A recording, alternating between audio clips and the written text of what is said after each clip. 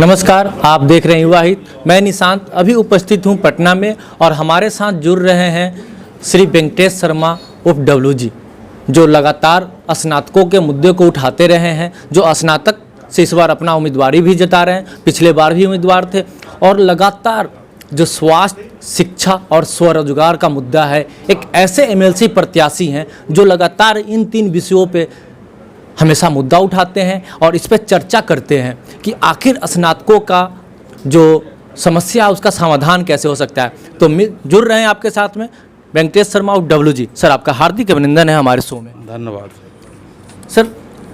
स्नातक सर एक graduate person जो पढ़ा लिखा होता है सर, और उनकी समस्याओं का समाधान हो नहीं पाता है। जो भी एमएलसी बनकर जाते हैं तो उनकी समस्याओं का समाधान कैसे हो पाएगा सर? क्योंकि जाते तो हैं परिसदन में चुनकर, लेकिन सर उनकी समस्याओं को उठा नहीं पाते हैं। स्नातक पढ़े लिखे हो जाते हैं सर, ग्रेजुएट लेवल का एक सर्टिफिकेट आ जाती है उनके पास में, लेकिन उनको एम्प्लॉयमेंट नहीं मिल पाता है। तो कैसे आप इस विषय को लेंगे और कैसे आप इस विषय को दूर करेंगे सर, उनकी समस्याओं को?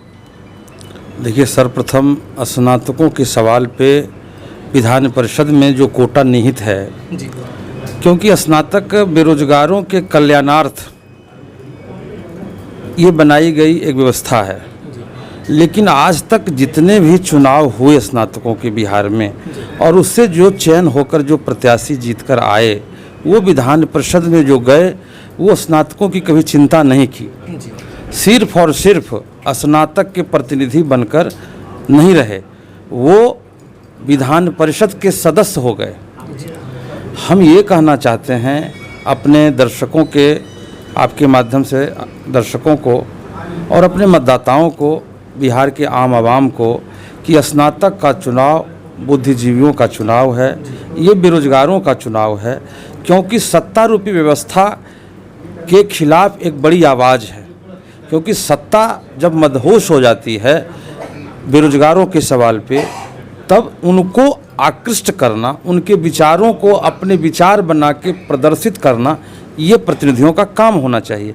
लेकिन सरकार के दलाल बनकर लोग रह जाते हैं, सरकार रूपी व्यवस्था के गुलाम बनकर रह जाते हैं। आज तक मैंने जहाँ तक देखा है, अध्ययन किया है, उससे हमें यही देखने को मिला है। सर, आप शिक्षा, स्वास्थ्य और स्वरोजगार की बात करते हैं, लेकिन जो भी एमएलसी आज तक गए हैं सर, जो स्नातकों को भत्ता मिलना चाहिए, अनएम्प्लॉयमेंट स्नातक हैं जिन्हें कुछ आगे की तैयारी करने के लिए भत्ता मिलना चाहिए, या जिस चीज़ का वो तैयारी कर रहे हैं, सपोज कीजिए कि वो जॉब की तैयारी कर रहे हैं, उसके लिए उन्हें कुछ हेल्प मिल जाए सरकार की तरफ से, लेकिन ऐसी तो व्यवस्थाएं हैं नहीं। तो जो एमएलसी जाते हैं चुनकर, वो बाहुबल का प्रयोग करते हैं या धनबल का प्रयोग करते हैं? क्योंकि वो तो जाने के बाद ऐसा प्रतीत होता है कि वो मौन से हो जाते हैं, मुद्दा तो उनके पास कुछ है ही नहीं, लेकिन जब धरातल पर उतर कर देखा जाए तो मुद्दों की अंबार है सर। तो आप उन मुद्दों को जो धरातल पे है उसको कैसे आप परिसदन में उठाएंगे सर? देखिए, हम 18 वर्षों से लगातार बेरोजगारों के सवाल पे लड़ते रहे हैं, क्योंकि जब स्नातक अपनी उपाधि प्राप्त करते हैं और उनको ऐसा संभव लगता है कि हम अब स्नातक की पूर्ण पढ़ाई करके अब दुनिया के उस सामाजिक जीवन में प्रवेश करते हैं, तो उनको एक साधन की आवश्यकता होती है जो रोजगार सृजन के लिए उपयोगी है।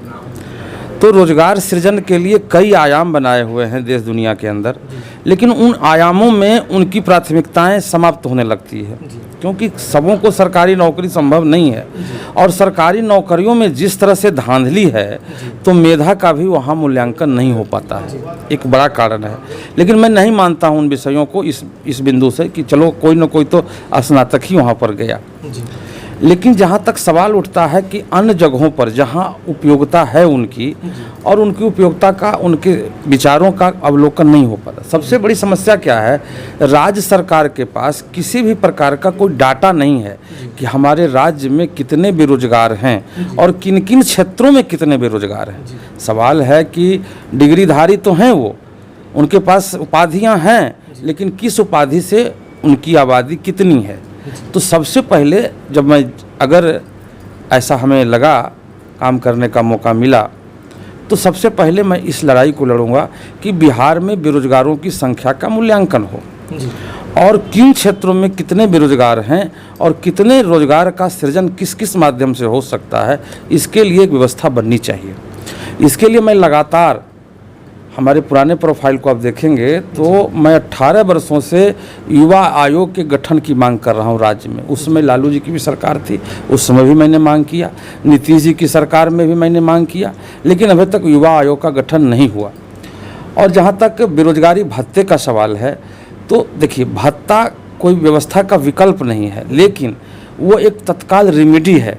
तो रेमेडी भी होना चाहिए।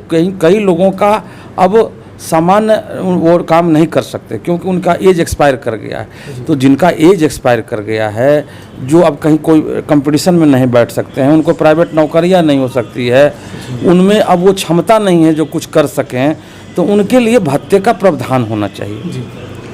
और अन्य राज्यों में, अन्य देशों में भी ऐसी व्यवस्था बनाई गई है। ऐसा कोई बिहार में मैं पहला व्यक्ति नहीं हूँ जो ऐसी बात मैं कह रहा हूँ। युवा आयोग की, सर माफ़ कीजिएगा आपको इंटरप्ट किया, युवा आयोग की जब आप चर्चा करते हैं, बिहार सर ऐसे भी युवाओं से भरा हुआ है सर। यहाँ पे अगर बात किया जाए तो युवा और पानी सबसे ज़्यादा उपलब्ध है सर, लेकिन हम दोनों चीज़ का सही से इस्तेमाल नहीं कर पाते हैं। तो युवाओं की मांग को देखते हुए युवा आयोग का गठन आप कब तक देख रहे हैं सर? क्योंकि आप लगातार पिछले 18 वर्षों से मांग होने के बावजूद भी अगर अभी तक नहीं हो पाया है सर, तो ये तो बिहार के और बिहार के युवाओं के साथ खेला जा रहा है। देखिए, सवाल है कि एक शक्ति जब तक व्यक्ति के अंदर निहित नहीं हो, तब तक आप कोई भी बातों को रखते हैं तो आपकी बातों का वजूद नहीं बन पाता है जी। खास करके पढ़े लिखे लोग जो यहाँ हैं और इतने अभाव ग्रसित हैं कि उनमें संघर्ष करने की क्षमता नहीं बची है, जिसके कारण वो पलायन कर जाते हैं। अन्य राज्यों में जाके छोटी छोटी नौकरियां, श्रम शक्ति का दान, श्रम शक्ति का उपयोग में वो मशगूल हो जाते हैं। अब सवाल उठता है कि आप प्रत्येक दिन आप जब अपनी ज़िंदगी से ही आप लड़ रहे हैं, अपने जीवन शैली से लड़ रहे हैं, तो आप में संघर्ष क्षमता का तो घोर अभाव हो जाता है। तो उन परिस्थितियों में कैसे आप लड़ाई लड़ सकते हैं, सवाल बड़ा है। लेकिन मैं भी उसी संघर्ष का एक सिपाही हूँ और मैं भी उसी तरह से 18 वर्षों से इन आवाज़ों को मैं उठाता रहा हूँ। अब संभव जब तक ये व्यवस्था बनती है तब तक तो ऐसा ही चल रहा है जी। सर एक आखिरी सवाल आपसे रहेगा सर कि अनएम्प्लॉयमेंट, शिक्षा व्यवस्था और शिक्षा की क्वालिटी, अनएम्प्लॉयमेंट को आप कैसे देख रहे हैं? शिक्षा की क्वालिटी का स्तर गिरने के कारण आप अनएम्प्लॉयमेंट देख रहे हैं, या ऐसे देख रहे हैं कि वो पढ़ लिख तो जाते हैं सर लेकिन यहाँ पे व्यवस्था नहीं, इसके कारण अनएम्प्लॉयमेंट है? दोनों में से किसे आप मानते हैं इस व्यवस्था के लिए सर? देखिए, सवाल है कि शिक्षा तो सबों के लिए ज़रूरी है, जैसे स्वास्थ्य सबों की ज़रूरी है, रोजगार भी सबों की ज़रूरी है। हम क्वालिटी ऑफ एजुकेशन की बात तब करेंगे जब आपके यहाँ क्वालिटी ऑफ सिस्टम हो। क्वालिटी ऑफ सिस्टम नहीं होने के कारण क्वालिटी ऑफ एजुकेशन नहीं संभव है, क्योंकि सिस्टम में बहुत खामियां हैं। ये मैं नहीं कहता, ये आम आवाम जानती है। आज आप साधारण तरीके से अगर विश्वविद्यालय, महाविद्यालय या जहाँ भी आप जाते हैं, क्या वहाँ भ्रष्टाचार नहीं है? आप प्राइवेट नौकरियों में जाते हैं तो क्या वहाँ दलाली प्रथा नहीं है? क्या आप किसी विद्यालय के कर्मचारी हैं या कहीं आप प्राइवेट इंस्टीट्यूशन में आप पढ़ाते हैं, क्या आपको सही तनख्वाह मिलता है क्या? तो श्रम शोषण और बौद्धिक शोषण होता रहा है। ये भी एक प्रकार का भ्रष्टाचार है, शोषण भी एक प्रकार का भ्रष्टाचार है। सारे क्षेत्रों में ऐसे कोई सा क्षेत्र नहीं, एक दुकानदार के यहाँ अगर कोई व्यक्ति काम करता है, वह दुकानदार भी उसका सही मूल्यांकन नहीं कर पाता है कि उसको कितना श्रम शक्ति दिया जाए, इसमें कितना इसका समय ले रहा हूँ, उस समय के अनुसार इसका कितना मूल्यांकन हो। तो ये तमाम खामियां हैं, खास करके श्रम प्रधान राज्य होने के कारण और श्रम प्रधान होने के कारण श्रम शक्ति का कहीं ना कहीं पलायन है बहुत तेज़ी से, और यहाँ इतना एम्प्लॉयमेंट क्रिएट नहीं हो पा रहा है क्योंकि यहाँ रोजगार सृजन की कोई व्यवस्था नहीं है, यहाँ उद्योग कल कारखाने नहीं हैं। झारखंड बट जाने के बाद और भी अभाव ग्रसित राज्य हो गया। तो सारे विषयों को लेकर जब चिंतन आप करेंगे तो ये उपभोक्ता का राज्य है, उपभोगी राज्य होने के कारण यहाँ सारी वस्तुओं का क्रय होता है, यहाँ से कोई विक्रय नहीं होता है। तो हमारी सबसे बड़ी प्राथमिकता होनी चाहिए, यह मैं चाहता भी ऐसा हूँ और मैं इस पर काम भी करता रहता हूँ कि यहाँ जितना से जितना उत्पादन हो, चाहे वो कृषि के क्षेत्रों में हो या ऑटो सेक्टर में हो या आपका फार्मास्यूटिकल्स में हो या जितने भी इलेक्ट्रॉनिक्स में हो या इंफ्रास्ट्रक्चर से रिलेटेड जितने भी प्रोडक्ट हमारे हैं, जैसे सरिया हो गया, आपको जैसे बहुत तरह का जो होम अप्लायंस हैं, ये तमाम चीज़ों के निर्माण की छोटी छोटी इकाई बननी चाहिए यहाँ, ताकि हमारे उपभोक्ता अपने राज्य की वस्तु का उपभोग करें। क्योंकि हम अन्य राज्यों के बदौलत निर्भर हैं यहाँ। आज हमारे यहाँ का जो श्रम शक्ति है, वहाँ जाके अपना श्रम दान करते हैं और उससे जो वो उत्पादन करते हैं फिर उसी राज्य में, तो ये एक प्रकार का चैन ऑफ प्रोपोर्शंस बन जाते हैं। वहाँ से उत्पादन हुआ और यहाँ आके उपभोक्ता के रूप में हम धारण किए। पैसा तो मनी ऑर्डर के माध्यम से वहाँ से आ रहा है, लेकिन फिर हम उपभोग करके उसी चीज़ों को हम वहाँ भेज देते हैं। तो हमारे यहाँ का जो कैपिटल इंफ्रास्ट्रक्चर है वो डेवलप नहीं कर पाता। तो कैपिटल इंफ्रास्ट्रक्चर को डेवलप करने के लिए एक बड़ी योजना की आवश्यकता है। क्योंकि मैं एक छोटे कार्यकर्ता के रूप में बात कर रहा हूँ, इसलिए मेरी बातों का बड़ा महत्व नहीं लिया जाता है, लेकिन चीज़ें उसी रूप में आगे बढ़ेगी।